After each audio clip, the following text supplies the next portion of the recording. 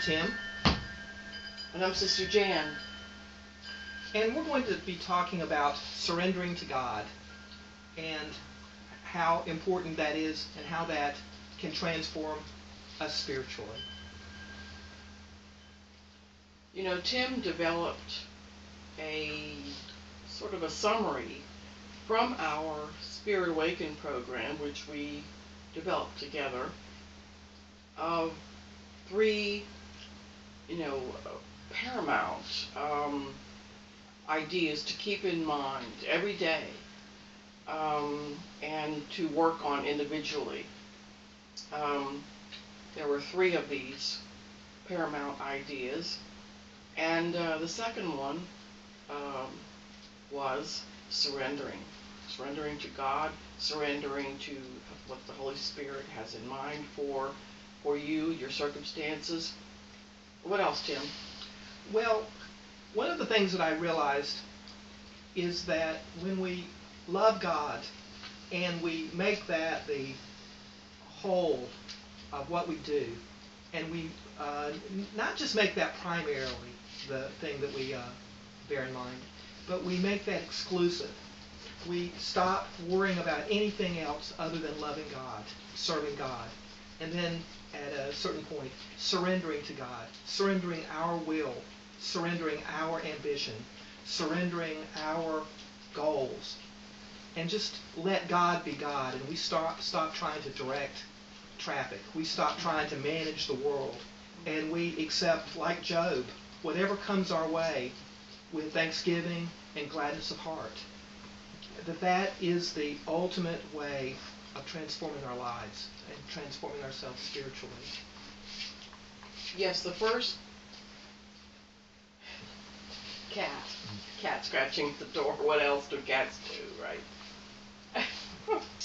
The three paramount ideas that Tim distilled down from our Spirit Awakened program. The basic one is love God. Put your focus, conscious focus, beginning your day, or at any moment that you can think of it, or any moment that you're reminded to do so. Place your focus on Him, her, however you may see God.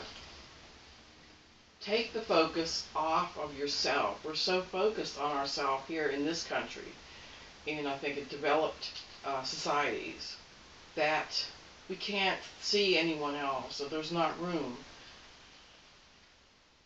There has to be room for your Creator, our Creator. There has to be room because He is the ultimate designer. He designed and created everything, including us. Everything works better through Him. Would you agree with that, Tim? Oh, absolutely. I think that the one area of surrendering that comes the hardest to me is I have this great ability to think thoughts nonstop, morning, noon, and night. And these thoughts, a lot of times, are about what I want. And when I don't get what I want, I become angry, frustrated, and I feel disillusioned. And I think that that's what a lot of us feel, is a certain disillusionment that life isn't going the way we think it ought to, the way we think it should. And so the primary focus of surrendering is to just say, I'm in it to see what's going to happen. I'm not here to manage and direct what's going to happen. And when we do that, I found in my own life that the frustration just melts away. It goes away. Not to mention the fact that it takes a lot of energy, and it's very stressful to feel as though I have to control every detail of the day. I have to be there at this place. I have to participate in this because I need to control everything. I need to control what happens because otherwise it's going to be awful. It's going to be miserable. Kinds of thoughts like that we have being human beings. And that kind of thing can just run you into the ground, trying to do everything, trying to have everything, do everything, be there for everything, and control everything. We've all experienced that um, sometimes when things didn't go as we planned, they turned out better. They turned out more fun, more enjoyable, more educational, better. And so when we let go of this need to be the focal point and to generate that everything be the way we want it to be, then we suddenly have freedom. And that freedom is life-changing. Yes, it doesn't sound logical at first, because God doesn't work by our logic, by how our brains work. God is much, much more magnificently non-understandable. So he's not working according to our logic. He is in his own plan. He's outside of time. He's outside of our world. He can see the total picture where we can't. He knows that if abiding in him is our fulfillment and our self-fulfillment.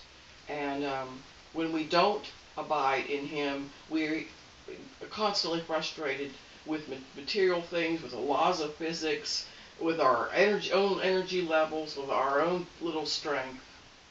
And I found that to be true. Have you found that to be true, Tim? And I think that something that goes with that is in being able to forgive ourselves quickly and easily by recognizing that we are flawed, we are weak, we are in a state of growth. And so when we mess up, we don't have to berate ourselves, we don't have to get down on ourselves. We simply go to God in prayer and say, Lord, help me the next time I'm in this situation. And with a sincere, authentic desire to grow, we can then let it go. And that brings us to a final aspect of this that we wanted to talk about today, and that is other people. Other people can really frustrate us. How do we deal with that? And we came up with a wonderful idea, a great helper, and it's in seeing that everybody is damaged. Everybody is damaged. And when I realized that, I realized I could forgive. And especially if you're having a conflict with somebody, or if someone is just constantly irritated, they keep doing something that's just irritating you beyond belief, and you're starting to think, gee, something's wrong with this person. Well, there is. Well, that's right. Be aware that, yes, that person has probably been through something traumatic, horrible, life-changing, that causes damage, and be ready to say, yes, I myself have been through such damage. I am not, the perfect person I would like to be. I have to be the first person to admit that. And other people have had similar damages. Therefore, how can I stand there and say, oh, I don't want to be around you, you're an awful person, you drive me crazy. I'm probably driving someone else crazy like that. And I would like to be treated in a good manner, so I need to treat someone else in a good manner and just feel like God is not finished with them yet, God's not finished with me yet. Be a little bit more patient. And, well, Jan, I think our time is up for today, but we'll do this again tomorrow, and thank you very much for listening in.